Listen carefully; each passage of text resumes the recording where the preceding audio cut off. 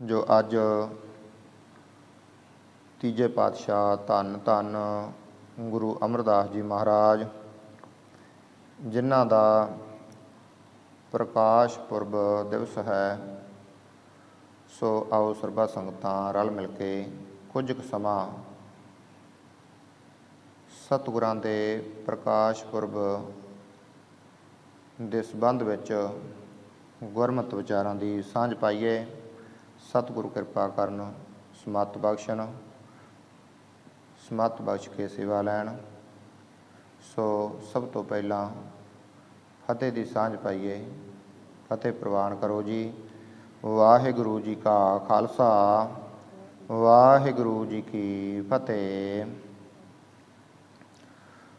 ਰੁਦਰ ਗਿਆਨ ਧਿਆਨ ਸਤਿਗੁਰ ਕੇ, ਕਬ ਜਨ ਭਲ ਉਨਹਿ ਜੋ ਗਾਵੈ। ਭੱਲੇ ਅਮਰਦਾਸ ਗੁਣ ਤੇਰੇ, ਤੇਰੀ ਉਪਮਾ ਤੋਹੈ ਬਣ ਆਵੈ।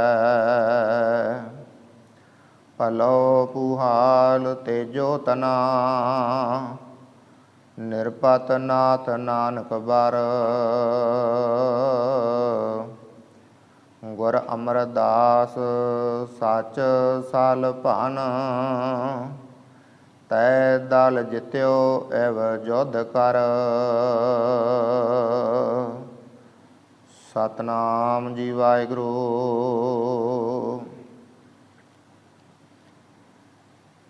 ਧੰਨ ਧੰਨ ਗੁਰੂ ਅਮਰਦਾਸ ਜੀ ਮਹਾਰਾਜ ਜਿਨ੍ਹਾਂ ਦਾ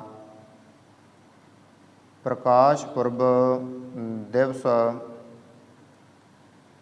ਜੋ ਇਤਿਹਾਸ ਦੇ ਮੁਤਾਬਕ 5 ਮਈ 1479 ਈਸਵੀ ਨੂੰ ਪਿਤਾ ਤੇਜਭਾਨ ਦੇ ਘਰ ਮਾਤਾ ਲਕਸ਼ਮੀ ਦੇਵੀ ਦੇ ਉਦਰ ਤੋਂ ਪਿੰਡ ਬਾਸਰਕੇ ਵਿਖੇ ਹੋਇਆ। ਪਰ ਡੈਰੀ ਦੇ ਮੁਤਾਬਕ ਜੋ ਅੱਜ 15 ਮਈ ਨੂੰ ਹੈ, ਸੋ ਪਿਆਰਿਓ ਜੋ ਇਤਿਹਾਸ ਦੇ ਮੁਤਾਬਕ ਜੋ ਸਤਿਗੁਰਾਂ ਦਾ ਆਗਮਨ ਪੁਰਬ ਹੈ, ਉਹ 5 ਮਈ 1479 ਈਸਵੀ ਨੂੰ ਹੈ। ਸੋ ਸਤਿਗੁਰਾਂ ਦਾ ਪ੍ਰਕਾਸ਼ ਪੁਰਬ ਜੋ ਪਿਤਾ ਤੇਜਭਾਨ ਜੀ ਦੇ ਘਰ ਮਾਤਾ ਲਕਸ਼ਮੀ ਦੇਵੀ ਦੇ ਉਦਰ ਤੋਂ ਪਿੰਡ ਬਾਸਰਕੇ ਵਿਖੇ ਹੋਇਆ। ਪਿਤਾ ਤੇਜਭਾਨ ਜੀ ਜੋ ਲੋਕ ਰੀਤੀ ਅਨੁਸਾਰ ਜੋ ਤੀਰਥਾਂ ਦੇ ਇਸ਼ਨਾਨ ਕਰਨੇ, ਮੂਰਤੀ ਪੂਜਾ ਕਰਨੀ, ਗੰਗਾ ਇਸ਼ਨਾਨ ਕਰਨੇ, ਜਦੋਂ ਪਿੰਡ ਘਰ ਹੁੰਦੇ ਤਾਂ ਹੱਟ ਚਲਾਉਣੀ। ਕਿਉਂ ਕਹਿ ਲਈਏ ਕਿ ਸਤਿਗੁਰਾਂ ਦਾ ਜੋ ਪਿਛੋਕੜ ਸੀ ਉਹ ਹਿੰਦੂ ਕਰਮ ਕਾਂਡਾਂ ਨੂੰ ਮੰਨਦਾ ਸੀ, ਉਸ ਲੋਕ ਰੀਤੀ ਦੇ ਅਨੁਸਾਰ ਚੱਲਦੇ ਸਨ। ਜੋ ਇਹੋ ਉਹਨਾਂ ਦਾ ਕਾਰੋਬਾਰ ਸੀ, ਹੱਟ ਚਲਾਉਣੀ, ਭਾਵ ਕਿ ਧਾਰਮਿਕ ਆਪਣੇ ਆਪ ਨੂੰ ਬਣਾਉਣਾ। ਧਾਰਮਿਕ ਸਥਾਨਾਂ 'ਤੇ ਜਾ ਕੇ ਸੇਵਾ ਪੂਜਾ ਕਰਨਾ, ਇਹ ਉਹਨਾਂ ਦਾ ਅੰਦਰੋਂ ਧਾਰਮਿਕ ਬਣਨ ਦੀ ਚਾਹਤ ਸੀ। ਗੁਰੂ ਅਮਰਦਾਸ ਜੀ ਜੋ ਤੇਜਭਾਨ ਜੀ ਦੇ ਵੱਡੇ ਸਪੁੱਤਰ ਸਨ, ਸਤਿਗੁਰੂ ਜੀ ਦੀ ਜੋ ਸ਼ਾਦੀ ਪਾਕਿਸਤਾਨ ਬਾਰਡਰ ਦੇ ਨਜ਼ਦੀਕ ਪਿੰਡ ਸਨਕਤਰਾ ਬੀਬੀ ਮਨਸਾ ਦੇਵੀ ਜੀ ਦੇ ਨਾਲ ਹੋਈ। ਆਪ ਜੀ ਦੇ 2 ਸਪੁੱਤਰ ਸਨ, ਬਾਬਾ ਮੋਹਨ ਜੀ ਅਤੇ ਮੋਹਰੀ ਜੀ। 2 ਸਪੁੱਤਰੀਆਂ ਸਨ, ਬੀਬੀ ਦਾਨੀ ਜੀ ਅਤੇ ਬੀਬੀ ਭਾਨੀ ਜੀ।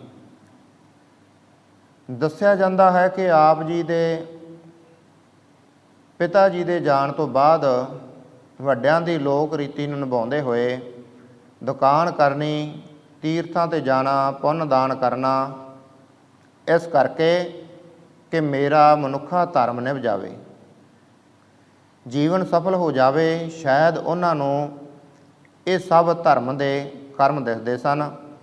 ਕਹਿੰਦੇ ਹਨ ਕਿ ਗੁਰੂ ਅਮਰਦਾਸ ਜੀ 1540 ਤੱਕ ਜੋ 20 ਤੋਂ 22 ਵਾਰ ਦੇ ਕਰੀਬ ਗੰਗਾ ਤੇ ਹੋਰ ਤੀਰਥ ਦੇ ਦਰਸ਼ਨਾਂ ਲਈ, ਇਸ਼ਨਾਨਾਂ ਲਈ ਜਾਂਦੇ ਗਏ। ਜੋ ਬਚਪਨ ਤੋਂ ਹੀ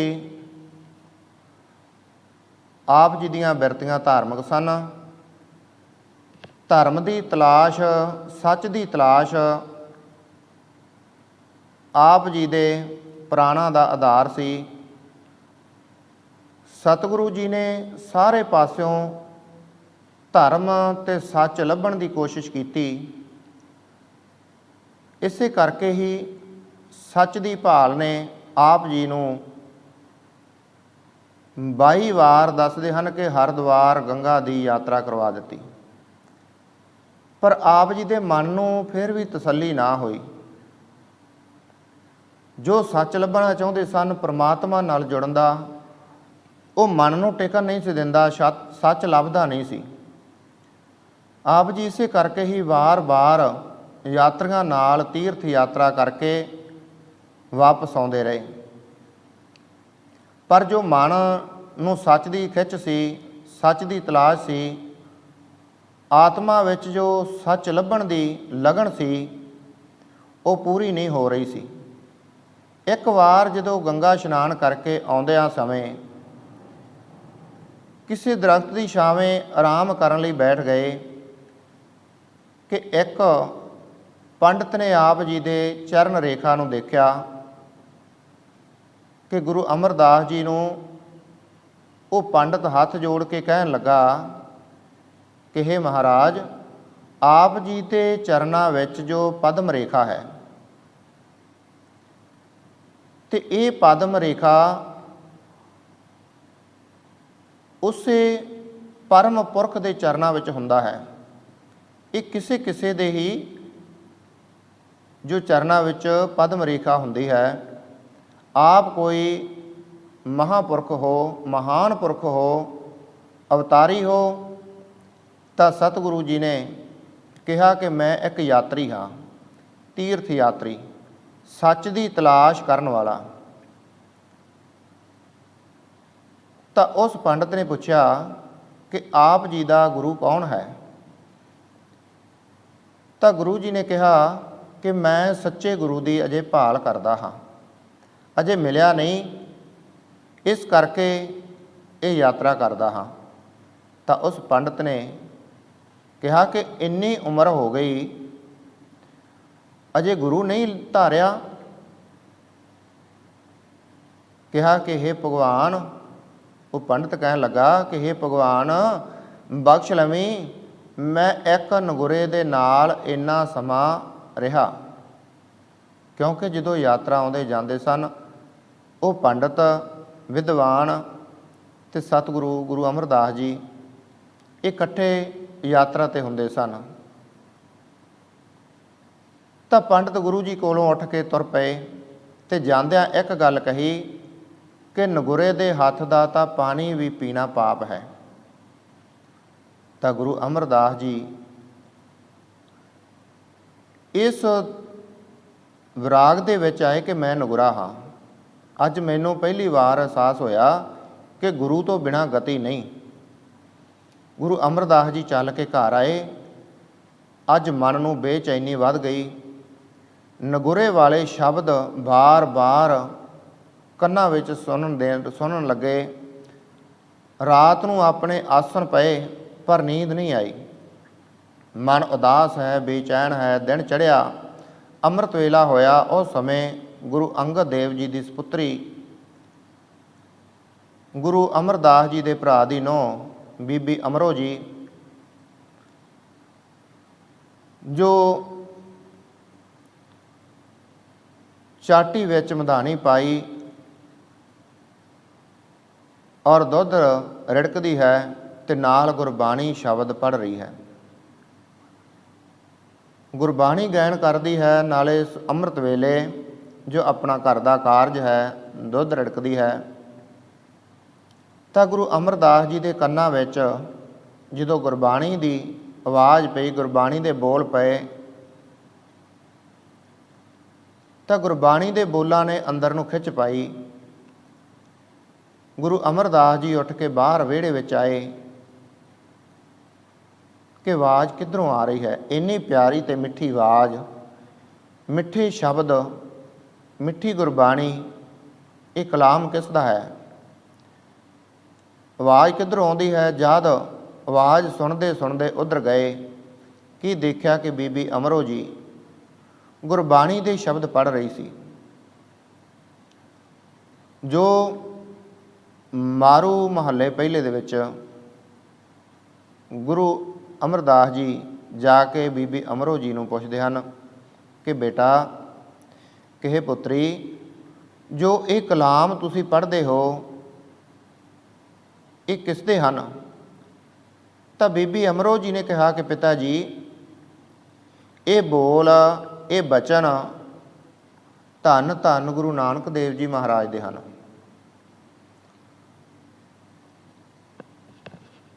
ਔਰ ਕਿਹਾ ਕਿ ਮੈਨੂੰ ਉਹਨਾਂ ਦੇ ਦਰਸ਼ਨ ਹੋ ਸਕਦੇ ਹਨ। ਤਾਂ ਬਸ ਇੱਕ ਵਾਰ ਮੈਨੂੰ ਉਹਨਾਂ ਦੇ ਕੋਲ ਲੈ ਚੱਲੋ, ਉਹਨਾਂ ਦੇ ਬੂਹੇ 'ਤੇ ਪਹੁੰਚਾ ਦੇਵੋ। ਤਾਂ ਬੀਬੀ ਅਮਰੋ ਜੀ ਨੇ ਕਿਹਾ ਕਿ ਪਿਤਾ ਜੀ, ਗੁਰੂ ਨਾਨਕ ਦੇਵ ਜੀ ਜੋ ਸਰੀਰ ਕਰਕੇ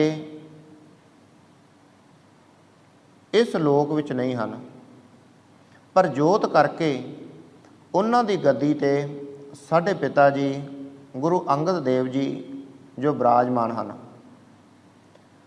ਸੋ ਪਿਆਰਿਓ, ਜਰਾ ਵਿਚਾਰਨ ਵਾਲੀ ਗੱਲ ਹੈ ਕਿ ਗੁਰੂ ਅਮਰਦਾਸ ਜੀ ਨੂੰ ਕਿਤੇ ਇਸ ਚੀਜ਼ ਦਾ ਪਤਾ ਨਹੀਂ ਹੋਣਾ, ਕਿਉਂਕਿ ਗੁਰੂ ਅਮਰਦਾਸ ਜੀ ਅਤੇ ਗੁਰੂ ਅੰਗਦ ਦੇਵ ਜੀ ਆਪਸ ਵਿੱਚ ਰਿਸ਼ਤੇਦਾਰੀ ਵਿੱਚੋਂ ਕੁੜਮ ਸਨ। ਕਿ ਉਸ ਨੂੰ ਪਤਾ ਨਹੀਂ ਸੀ ਕਿ ਗੁਰੂ ਅੰਗਦ ਦੇਵ ਜੀ ਗੁਰੂ ਨਾਨਕ ਦੇਵ ਜੀ ਦੇ ਗੱਦੀ 'ਤੇ ਬੈਠੇ ਹਨ, ਬਿਰਾਜਮਾਨ ਹਨ, ਗੁਰੂ ਹਨ। ਤਾਂ ਪਰ ਇਸ ਵਿੱਚ ਇੱਕ ਪਰਦਾ ਸੀ ਜੋ ਗੁਰੂ ਅਤੇ ਸਿੱਖ ਵਿੱਚ ਹੈ। ਜਿੰਨਾ ਚਿਰ ਸਿੱਖ ਗੁਰੂ ਨੂੰ ਪਛਾਣ ਕੇ ਉਹਦਾ ਨਹੀਂ ਬਣ ਜਾਂਦਾ, ਉਹਨਾਂ ਵਿੱਚ ਚਿਰ ਇਹ ਪਰਦਾ ਬਣਿਆ ਹੀ ਰਹਿੰਦਾ ਹੈ। ਜਿਵੇਂ ਹੁਣ ਵੀ ਗੁਰੂ ਗ੍ਰੰਥ ਸਾਹਿਬ ਜੋ ਸਾਡੇ ਗੁਰੂ ਹਨ, ਅਤੇ ਸਾਡੇ ਵਿੱਚ ਸਿਰਫ ਇੰਨਾ ਕੁ ਪਰਦਾ ਹੈ ਕਿ ਅਸੀਂ ਗੁਰੂ ਗ੍ਰੰਥ ਸਾਹਿਬ ਨੂੰ ਦਿਲੋਂ ਗੁਰੂ ਹੀ ਨਹੀਂ ਮੰਨ ਸਕੇ। ਜਿੰਨਾ ਚਿਰ ਅਸੀਂ ਗੁਰੂ ਨਾਨਕ ਦੇਵ ਜੀ ਮਹਾਰਾਜ ਦਾ ਸਰੂਪ ਗੁਰੂ ਗ੍ਰੰਥ ਸਾਹਿਬ ਜੀ ਨੂੰ ਨਹੀਂ ਮੰਨਦੇ, ਦਸਾਂ ਪਾਤਸ਼ਾਹੀਆਂ ਨੂੰ ਹਾਜ਼ਰ ਨਾਜ਼ਰ ਸਰੂਪ ਨਹੀਂ ਮੰਨਦੇ, ਉਹਨਾਂ ਦੇ ਗੁਰਬਾਣੀ ਬਚਨਾਂ ਨੂੰ ਗੁਰੂ ਦੇ ਬਚਨ ਮੰਨ ਕੇ ਅਸੀਂ ਲਾਗੂ ਨਹੀਂ ਕਰਦੇ, ਆਪਣੇ ਮਨ ਵਿੱਚ ਵਸਾਉਂਦੇ ਨਹੀਂ, ਉਹਨਾਂ ਚਿਰ ਇਹ ਪਰਦਾ ਬਣਿਆ ਹੀ ਰਹਿੰਦਾ ਹੈ। ਉਹਨਾਂ ਚਿਰ ਇਹ ਪਰਦਾ ਪਾਸੇ ਨਹੀਂ ਹੁੰਦਾ। ਇਸੇ ਤਰ੍ਹਾਂ ਹੀ ਜੋ ਇੱਕ ਪਰਦਾ ਸੀ ਗੁਰੂ ਅਮਰਦਾਸ ਤੇ ਗੁਰੂ ਅੰਗਦ ਦੇਵ ਜੀ ਦੇ ਵਿੱਚ, ਜੋ ਸਮਾਂ ਆਉਣ 'ਤੇ ਉਹ ਪਾਸੇ ਹੋ ਗਿਆ। ਕਿਸੇ ਵੀ ਕੰਮ ਦਾ ਕੋਈ ਸਮਾਂ ਨਿਸ਼ਚਿਤ ਹੈ, ਉਹ ਸਮਾਂ ਆਉਣ 'ਤੇ ਸਭ ਵਿਧੀਆਂ ਬਣ ਜਾਂਦੀਆਂ ਹਨ। ਗੁਰੂ ਅਮਰਦਾਸ ਜੀ ਬੀਬੀ ਅਮਰੋ ਜੀ ਨੂੰ ਕਹਿਣ ਲੱਗੇ ਕਿ ਪੁੱਤਰੀ, ਮੈਨੂੰ ਆਪ ਜੀ ਦੇ ਪਿਤਾ ਗੁਰੂ ਅੰਗਦ ਦੇਵ ਜੀ ਪਾਸ ਲੈ ਚੱਲੋ, ਇੱਕ ਵਾਰ ਲੈ ਚੱਲੋ, ਬਾਕੀ ਅਸੀਂ ਜਾਣੀਏ ਅਤੇ ਗੁਰੂ ਜਾਣੇ।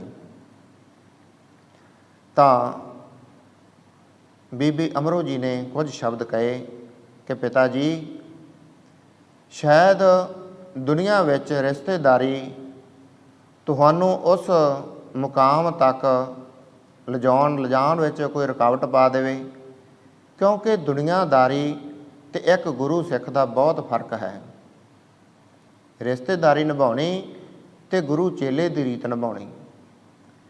ਕਹਿਣ ਲੱਗੇ ਕਿ ਪੁੱਤਰੀ, ਮੈਨੂੰ ਦੁਨੀਆ ਦੀ ਕੋਈ ਪਰਵਾਹ ਨਹੀਂ, ਦੁਨੀਆ ਕੀ ਕਹਿੰਦੀ ਹੈ, ਮੈਨੂੰ ਗੁਰੂ ਘਰ ਦਾ ਮੈਂ ਸਿਰਫ ਸੇਵਕ ਬਣ ਕੇ ਜਾਣਾ ਹੈ, ਸਿੱਖ ਬਣ ਕੇ ਜਾਣਾ ਹੈ। ਦੁਨੀਆ ਕੀ ਕਹਿੰਦੀ ਮੈਨੂੰ ਕੋਈ ਪਰਵਾਹ ਨਹੀਂ, ਬਸ ਤੁਸੀਂ ਇੱਕ ਵਾਰ ਮੈਨੂੰ ਆਪਣੇ ਪਿਤਾ ਦੇ ਪਾਸ, ਗੁਰੂ ਜੀ ਦੇ ਪਾਸ ਲੈ ਚੱਲੋ। ਕਹਿੰਦੇ ਹਨ ਕਿ ਗੁਰੂ ਅਮਰਦਾਸ ਜੀ ਅਤੇ ਬੀਬੀ ਅਮਰੋ ਜੀ ਖਡੂਰ ਸਾਹਿਬ ਦੀ ਧਰਤੀ ਤੇ ਆਏ। ਘਰ ਕੋਲ ਜਾ ਕੇ ਗੁਰੂ ਅਮਰਦਾਸ ਜੀ ਬਾਹਰ ਬੈਠ ਗਏ। ਬੀਬੀ ਅਮਰੋ ਜੀ ਨੂੰ ਘਰ ਭੇਜਿਆ ਕਿ ਆਪਣੇ ਪਿਤਾ ਜੀ ਨੂੰ ਪੁੱਛ, ਉਹਨਾਂ ਨੂੰ ਪੁੱਛ ਕੇ ਆਓ ਕਿ ਅਸੀਂ ਉਹਨਾਂ ਦੇ ਦਰਸ਼ਨ ਕਰ ਸਕਦੇ ਹਾਂ। ਤਾਂ ਬੀਬੀ ਅਮਰੋ ਜੀ ਘਰ ਵਿੱਚ ਗਏ ਤਾਂ ਗੁਰੂ ਅੰਗਦ ਦੇਵ ਜੀ ਨੇ ਪੁੱਛਿਆ ਕਿ ਪੁੱਤਰੀ, ਤੁਸੀਂ ਇੱਥੇ ਇਕੱਲੇ? ਤਾਂ ਬੀਬੀ ਅਮਰੋ ਜੀ ਕਹਿਣ ਲੱਗੇ ਕਿ ਪਿਤਾ ਜੀ, ਅਸੀਂ ਇਕੱਲੇ ਨਹੀਂ ਆਏ, ਨਾਲ ਅੱਜ ਘਰ ਦੇ ਬਜ਼ੁਰਗ ਵੀ ਆਏ ਹਨ। ਪੁੱਛਿਆ ਕਿ ਕਿੱਥੇ ਹਨ? ਕਿਹਾ ਕਿ ਬਾਹਰ ਬੈਠੇ ਹਨ। ਤਾਂ ਕਿ ਗੁਰੂ ਅੰਗਦ ਦੇਵ ਜੀ ਮਹਾਰਾਜ ਸਾਹਿਬ ਕਹਿੰਦੇ ਆਪ ਉੱਠ ਕੇ ਬਾਹਰ ਗਏ, ਚੱਲ ਕੇ ਬਾਹਰ ਆਏ। ਜੋ ਸਤਿਗੁਰਾਂ ਦੇ ਉੱਪਰ ਚਾਦਰ ਦੀ ਬੁੱਕਲ ਮਾਰੀ ਹੋਈ ਸੀ, ਦੱਸਦੇ ਹਨ ਕਿ ਗੁਰੂ ਅੰਗਦ ਸਾਹਿਬ ਜੀ ਨੇ ਬਾਹਰ ਆ ਕੇ ਆਪਣੀਆਂ ਦੋਹੇ ਬਾਹਾਂ ਖੋਲ੍ਹੀਆਂ, ਕਿਉਂਕਿ ਰਿਸ਼ਤੇਦਾਰੀ ਵਿੱਚੋਂ ਕੁੜਮ ਲੱਗਦੇ ਸਨ ਕਿ ਅਸੀਂ ਇੱਕ ਦੂਜੇ ਨੂੰ ਗਲੇ ਲਾ ਕੇ, ਜਿਵੇਂ ਆਪਾਂ ਹੁਣ ਵੀ ਇੱਕ ਦੂਜੇ ਨੂੰ ਜੱਫੀ ਪਾ ਕੇ ਮਿਲਦੇ ਹਾਂ, ਗਲੇ ਮਿਲਦੇ ਹਾਂ, ਮਿਲਾਂਗੇ। ਜੋ ਰਿਸ਼ਤੇਦਾਰ ਵਿੱਚ ਕੁੜਮ ਸਨ, ਰਿਸ਼ਤੇਦਾਰੀ ਨਿਭਾਉਣ ਦੇ ਨਾਤੇ। ਪਰ ਗੁਰੂ ਅਮਰਦਾਸ ਜੀ ਨੇ ਬਾਹਾਂ ਵੱਲ ਧਿਆਨ ਹੀ ਨਹੀਂ ਦਿੱਤਾ। ਜੋ ਸਿਰਫ ਗੁਰੂ ਅੰਗਦ ਸਾਹਿਬ ਜੀ ਦੇ ਚਰਨਾਂ ਵੱਲ ਹੀ ਤੱਕਿਆ, ਉਹਨਾਂ ਦੇ ਚਰਨਾਂ ਵੱਲ ਹੀ ਧਿਆਨ ਗਿਆ, ਬਾਹਾਂ ਵੱਲ ਧਿਆਨ ਹੀ ਨਾ ਗਿਆ। ਕਿਉਂਕਿ ਗੁਰੂ ਨੇ ਐਸੀ ਖਿੱਚ ਪਾਈ ਜੋ ਨਗੁਰੇਪਣ ਦਾ ਉਸ ਨੂੰ ਬਚਨ ਕਿਹਾ ਸੀ। ਗੁਰੂ ਅਮਰਦਾਸ ਜੀ ਨੂੰ ਇੰਨਾ ਹੀ ਕਿਹਾ ਸੀ ਕਿ ਤੂੰ ਨਗੁਰਾ ਹੈ, ਨਗੁਰੇ ਦੇ ਹੱਥੋਂ ਪਾਣੀ ਪੀਣਾ ਵੀ ਗੁਨਾਹ ਹੈ, ਪਾਪ ਹੈ। ਤੇ ਉਹ ਜਿਹੜਾ ਸ਼ਬਦ ਸੀ ਗੁਰੂ ਅਮਰਦਾਸ ਜੀ ਨੂੰ ਇੰਨਾ ਸਤਾਇਆ ਕਿ ਉਸਨੇ ਗੁਰੂ ਅੰਗਦ ਦੇਵ ਜੀ ਦੀਆਂ ਬਾਹਾਂ ਵੱਲ ਨਹੀਂ ਤੱਕਿਆ ਕਿ ਮੈਨੂੰ ਗਲੇ ਲਾਉਣ ਵਾਸਤੇ ਕੱਢੀਆਂ, ਸਿਰਫ ਚਰਨਾਂ ਵੱਲ ਹੀ ਧਿਆਨ ਸੀ। ਤੇ ਗੁਰੂ ਪਿਆਰੋ, ਸਾਨੂੰ ਕੋਈ ਅੱਜ ਕਹਿ ਦੇਵੇ ਕਿ ਤੁਹਾਡੀ ਸਿੱਖੀ, ਤੁਹਾਡਾ ਅੰਮ੍ਰਿਤ, ਤਾਂ ਅਸੀਂ ਪਰਵਾਹ ਹੀ ਨਹੀਂ ਕਰਦੇ। ਅਸੀਂ ਕੀ ਕਹਿੰਦੇ? ਕਹਿਣ ਵਾਲੇ ਕਹੀ ਜਾਂਦੇ, ਸਾਨੂੰ ਕੀ। ਪਰ ਇਸ ਸ਼ਬਦ ਦਾ ਗੁਰੂ ਅਮਰਦਾਸ ਮਹਾਰਾਜ ਨੂੰ ਕੋਈ ਪੁੱਛੇ ਕਿ ਉਸ ਨੂੰ ਤੜਫਣਾ ਕਿੰਨੀ ਲੱਗੀ ਇਹ ਸ਼ਬਦ ਦੀ, ਕਿ ਇਹ ਸ਼ਬਦ ਕੋਈ ਕਿਵੇਂ ਕਹਿ ਜਾਵੇ। ਖੈਰ, ਕਹਿੰਦੇ ਜਦੋਂ ਸਤਿਗੁਰੂ ਪਾਤਸ਼ਾਹ ਉਹਨਾਂ ਨੂੰ ਮਿਲਣ ਲੱਗੇ ਤਾਂ ਉਹਨਾਂ ਨੇ ਬਾਹਾਂ ਵੱਲ ਨਹੀਂ ਦੇਖਿਆ, ਉੱਠ ਕੇ ਸਿੱਧੇ ਚਰਨਾਂ 'ਤੇ ਹੀ ਟੈਪ। ਤਾਂ ਸਤਿਗੁਰਾਂ ਦੇ ਚਰਨ ਦੋਵੇਂ ਫੜ ਲਏ, ਆਪਣੇ ਹੰਝੂਆਂ ਦੇ ਨਾਲ ਧੋਤੇ ਤੇ ਆਖਿਆ, ਸਤਿਗੁਰੂ, ਅੱਜ ਮੈਂ ਕੁੜਮ ਬਣ ਕੇ ਨਹੀਂ ਆਇਆ, ਇੱਕ ਸੇਵਾਦਾਰ, ਸੇਵਕ ਬਣ ਕੇ ਆਇਆ ਹਾਂ, ਸਿੱਖ ਬਣ ਕੇ ਆਇਆ ਹਾਂ, ਮੈਨੂੰ ਬਸ ਆਪਣਾ ਸਿੱਖ ਬਣਾ ਲਵੋ। ਤਾਂ ਸੇਵਾ ਬਖਸ਼ੋ। ਗੁਰੂ ਅੰਗਦ ਸਾਹਿਬ ਜੀ ਅਮਰਦਾਸ ਜੀ ਨੂੰ ਫੜ ਕੇ ਉਠਾਇਆ ਤੇ ਘਰ ਲੈ ਗਏ। ਜੋ ਪ੍ਰਸ਼ਾਦਾ ਪਾਣੀ ਛਕਿਆ, ਸੇਵਾ ਮਿਲੀ ਕਿ ਤੂੰ ਰੋਜ਼ ਪਾਣੀ ਲਿਆ ਕੇ ਗਾਗਰ ਭਰ ਕੇ ਲਿਆਉਣੀ, ਸਾਨੂੰ ਇਸ਼ਨਾਨ ਕਰਾਉਣਾ ਅੰਮ੍ਰਿਤ ਵੇਲੇ। ਤਾਂ ਗੁਰੂ ਅੰਗਦ ਸਾਹਿਬ ਜੀ ਦਾ ਜੋ ਇਸ਼ਨਾਨ ਕਰਾਉਣਾ ਤੇ ਗੁਰੂ ਜੀ ਦੇ ਵਸਤਰ ਸਾਫ਼ ਕਰਨੇ, ਵਸਤਰ ਧੋਣੇ, ਇਹ ਸੇਵਾ ਗੁਰੂ ਅਮਰਦਾਸ ਜੀ ਨੂੰ ਮਿਲੀ। ਤਾਂ ਗੁਰੂ ਅਮਰਦਾਸ ਜੀ ਨੇ ਦਿਨੇ ਸੰਗਤ ਦੀ ਸੇਵਾ ਕਰਨੀ, ਪ੍ਰਸ਼ਾਦਾ ਪਾਣੀ ਛਕਾਉਣਾ, ਜੋ ਤੱਪੜ ਝਾੜਨੇ, ਬਾਲਣ ਦਾ ਪ੍ਰਬੰਧ ਕਰਨਾ। ਦੱਸਦੇ ਹਨ ਕਿ ਗੁਰੂ ਅਮਰਦਾਸ ਜੀ ਰੋਜ਼ ਅੱਧੀ ਰਾਤ ਨੂੰ ਉੱਠ ਕੇ ਬਿਆਸਾ 'ਤੇ ਜਾਂਦੇ ਸਨ। ਪਹਿਲਾਂ ਆਪ ਇਸ਼ਨਾਨ ਕਰਦੇ ਔਰ ਫਿਰ ਗਾਗਰ ਭਰ ਕੇ ਲਿਆਉਂਦੇ ਤੇ ਖਡੂਰ ਸਾਹਿਬ ਤੋਂ ਕਹਿੰਦੇ ਕਿ 6 ਕਿਲੋਮੀਟਰ ਦੂਰ ਬਿਆਸਾ ਤੋਂ ਪੈਂਦਾ ਸੀ। ਖਡੂਰ ਸਾਹਿਬ ਤੋਂ 6 ਕਿਲੋਮੀਟਰ ਦੂਰ ਬਿਆਸਾ ਸੀ। रोज़ जाते और ते रोज़ गागर भर के लियानी, पहला आप इशनान करना फिर गागर भर के लियानी। इस तरह कहते कि सतगुरां ने जो 60-61 साल की उम्र सी जदों खडूर साहब गुरु अंगद साहब जी नूं गुरु बनाउण वास्ते आए, 60 साल की उम्र दे विच ते 12 साल सेवा निभाई, भाव कि 72-73 साल तक 71-72 साल तक जानी ये सेवा निभाई। रोज़ ब्यासा ते जाना ते गागर भर के लियानी ते वस्त्र साफ करने। 12 साल तक सेवा निभाई। सेवा निभाउंदियां एक दिन ऐसा आया कि मींह हनेरी भी बहुत ਚੱਲੇ तो गुरु अमरदास जी मन विच अरदास की कि सतगुरु जो मेरी सेवा जो मेरा नेम है ये निभ जाए। ये नहीं कहा कि मींह हनेरी हट जाए। असी जे हनेरी ज़्यादा आ जाए तो कहने हनेरी आई क्यों, जे बारिश नहीं आई तो भी कहने बारिश होई क्यों नहीं। पर सतगुरु ने यह नहीं कहा कि मींह हनेरी हट जाए, कहा कि सतगुरु मेरा नेम निभ जाए, सेवा निभ जाए जो मिली है। दसदे हन कि गुरु अमरदास जी ब्यासा तो गागर भर के वापस खडूर साहब नूं आ रहे सन ते पर मींह हनेरियां तो पहलां भी आईयां होणगियां, आउंदियां होणगियां, पर इहो जिही घटना पहलां कदी नहीं सी वापरी। दुनिया वालियां ने गुरु अमरदास जी महाराज नूं बहुत कबोल बहुत बोले होणगे कि पुत्रा ने घरों कढ़ दिता, कुड़मां दीयां रोटियां खांदा, कुड़मां दे घर दा काम करदा, नौकर बनदा, नौकर बनया है, बहुत कुछ क्या होएगा। पर कहते हैं कि जदों गुरु अमरदास जी खडूर साहब विच आए, बारिश हो रही, बिजली चमकी, बिजली जदों लहक के हटी तो एकदम हनेरा हो गया। तो जदों जलाहां दे घर कोल आए, उधरों बिजली लचकी, हनेरा होया तो गुरु अमरदास जी का खड्डी वाली किली दे विच पैर वज्या, पैर अड़क गया तो गुरु अमरदास जी महाराज डिग पे। एक तो मींह हनेरी सी, दूजा उम्र वडेरी सी। जदों डिगे तो खड़ाक होया ते घर विचों आवाज़ आई, वो जलाहा कहन लगा अपने घर वाली नूं कि भागवाने बाहर खड़क होया है, खड़ाक होया है, खड़का होया है, कुछ डिग्या लगता है। तो उस जलाहे की इस्त्री ने, घर वाली ने जवाब दिता, तुसी बेफिक्र होकर सौ जाओ, होर कुछ नहीं, ये अमरू नथावां है। तक इत्थे कुछ लैना किसी शहर ने बहुत सोहणियां लिखियां, कहंदे ये अमरू बेनबा होगा, बेनबा भाव के नथावां, कहंदे ये अमरू बेनबा होगा, सदा है भटकता फिरता, ना कबहू चैन करता, बकारा हो तो ऐसा हो। बकारा भाव के बोली बचन, कहंदे बकारा हो तो ऐसा हो। गुरु अमरदास जी कहन लगे कि हे दीवानी, क्या भक्ति है गुरु की शान में, चुप रहो, उसी समय होगी पागल, इशारा हो तो ऐसा हो।